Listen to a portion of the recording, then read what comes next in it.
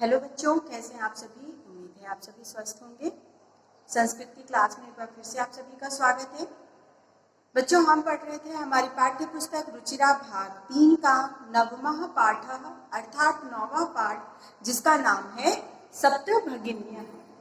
सप्तभगिन्यः, इसमें सप्त का अर्थ होता है 7 और भगिन्यः का मतलब होता है बहनें। भगिन्यः जो है वो बहुवचन में है, वैसे बहन को भगिनी कहते हैं।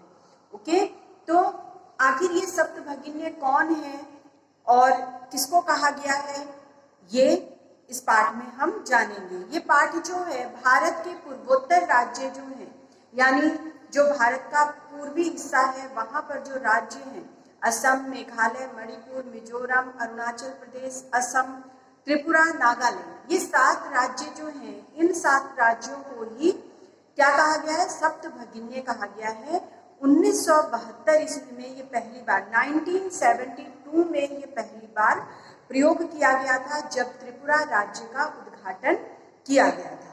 और ये कहा किसने था, ये कहा था त्रिपुरा राज्य के उद्घाटन के समय श्री ज्योति प्रसाद सेकैया ने।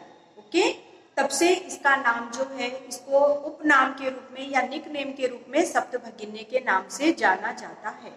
सप्तभगिन्य इसको क्यों कहा जाता है, ये भी हम इस पाठ में जानेंगे। इस पाठ में हम इस जो ये राज्य हैं, जो 7 राज्य हैं, इन 7 राज्यों में क्या समानता है और क्या इसकी विशेषताएं हैं, इसको भी हम इसमें जानेंगे। ओके, ये पाठ जो है संवादात्मक शैली में लिखा हुआ है, यानी अध्यापिका और बच्चों के बीच में बातचीत हो रही होती है और उस बातचीत के दौरान इस पाठ में क्या क्या चीजें और 7 राज्यों के बारे में क्या क्या बातें उनकी अध्यापिका बताती हैं, ये जानेंगे। तो बच्चों, इस पाठ को शुरू करने से पहले आइए पहले इस पाठ के जो कठिन शब्दार्थ हैं उसको देख लेते हैं।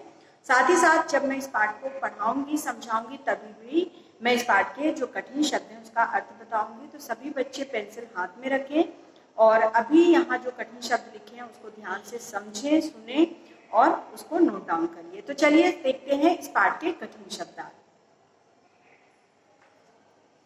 पहला शब्द है बाढ़म। बाढ़म, बाढ़म का अर्थ होता है बहुत अच्छा।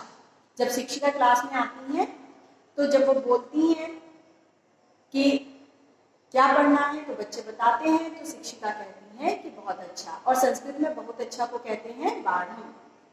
पठनीयम का मतलब होता है पढ़ना चाहिए। पठनीयम का मतलब पढ़ना चाहिए। ज्ञातुम, ज्ञातुम का अर्थ होता है जानने के लिए। ज्ञातुम का अर्थ होता है जानने के लिए। यदि हमें किसी चीज के बारे में जानना है तो उसे हम कहेंगे ज्ञातुम। कति का मतलब होता है कितने। अतिरिक्त का मतलब होता है अतिरिक्त, या हम कह सकते हैं अलावा। ओके, समवाय का मतलब होता है समूह। प्रथितः का मतलब होता है प्रसिद्ध। कदाचित का मतलब होता है संभवतः या इसलिए। ठीक है। साम्याद, साम्याद का मतलब होता है समानता के कारण। साम्याद का मतलब समानता के कारण। संशय का मतलब होता है संदेह। संशय का मतलब होता है संदेह। अप्रतः, अप्रतः का मतलब होता है दूसरी ओर। क्षेत्र परिमाणे, क्षेत्र परिमाणे का मतलब होता है क्षेत्रफल की दृष्टि से, या किसका क्षेत्रफल कितना है। ठीक है। वृत्राणी का मतलब होता है बड़ा। और साथ ही साथ आप पाठ में लघुनी भी पढ़ेंगे। लघुनी का अर्थ होता है छोटा। स्वाधीना, स्वाधीना का मतलब होता है स्वतंत्र। स्वायत्तकृता, स्वायत्तकृता का मतलब होता है अपने अधीन किए गए। स्वायत्तकृत, स्वधन आयत्तकृत का मतलब होता है, स्व माने होता है अपने, यतिकृत मतलब अधीन किए हुए, यानी किसी को अपने अंडर में रखना, अपने अंडर में लेना। प्रवृत्ति का मतलब होता है आदि से। विहितम का मतलब होता है विधि पूर्वक किया गया। विहितम का मतलब विधि पूर्वक किया गया या नियम के अनुसार किया गया। ओके, उम्मीद है आप सभी को इस पाठ के कठिन शब्द समझ में आ गए होंगे। तो अभी आप इसको नोट डाउन करिए, फिर हम इस पाठ का अर्थ समझते हैं।